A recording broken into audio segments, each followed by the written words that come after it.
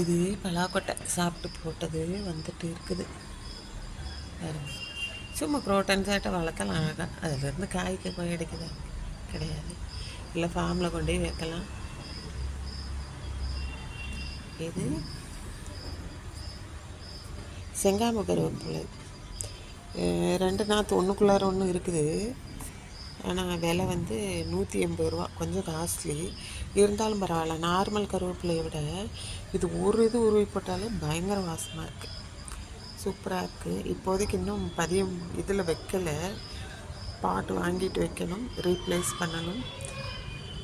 நல்லாயிருக்கு. இது வந்து பட்டன் ரோஸ், குட்டி ரோஸ். இது வந்து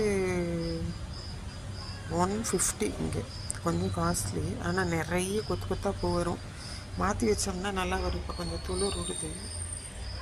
இது தானாக